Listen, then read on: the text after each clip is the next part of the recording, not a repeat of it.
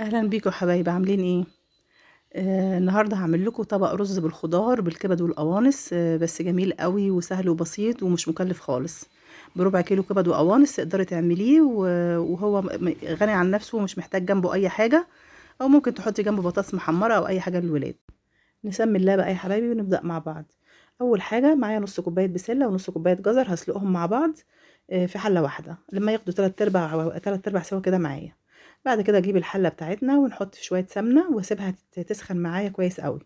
بعد كده هكون مقطعه طبعا الكبد والقوانص وغسلهم حلو قوي، عصر عليهم نص ليمونه، وهبدا انزل بيهم على السمنه اديهم صدمه بالشكل ده بالقوانص الاول واشوحها، وبعد كده هنزل بعديها بالكبده. بعد كده هقلبهم مع بعض وانزل بقى بالتوابل بتاعتي: رشه قرفه ورشه جنزبيل، قرنفل، فلفل اسود، ونص معلقه كركم.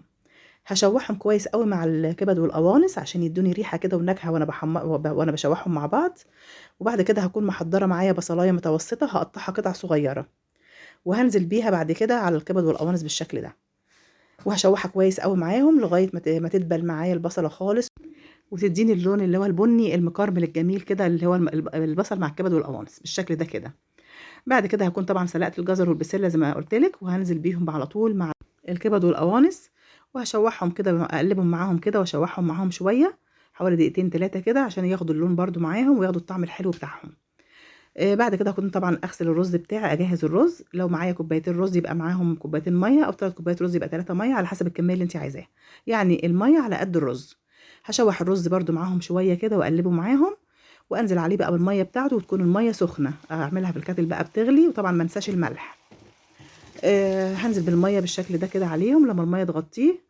وبعد كده هسيبها تغلي معاه بقى مع الرز شويه، الاول ما يغلي اوطي عليه البوتاجاز واسيبه يستوي مع بعضه كده شويه، لغايه ما يديني بقى الشكل بتاعه الحلو ده. شوفي الرز هنا استوى واداني اللون الاصفر الجميل طبعا عشان الكركم بتاعه. شوفي الالوان جميله بتاعه الخضار ازاي، طعمه ريحته طبعا تحفه تحفه وشكله جميل جدا. هبدا بقى اجيب طبق التقديم وهغرفه معاه بالشكل ده.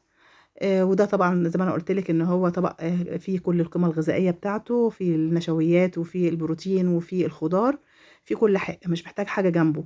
بس طبعا لو حطينا جنبه طبق شيبسي للولاد عشان يبقى طعمه حلو كده ونقدمه بالشكل ده. وممكن برضو نقدمه لو عندنا عزومه او حاجه بنعمله جنب الاكل بتاعنا كده في العزومات، بيبقى لطيف جدا وطعمه حلو قوي. وده بقى شكل طبقنا النهارده. يا رب يعجبكم وتاكلوه بقى يا حبايبي بالهنا والشفا، واشوفكم في فيديو جديد مع اكل هنائي.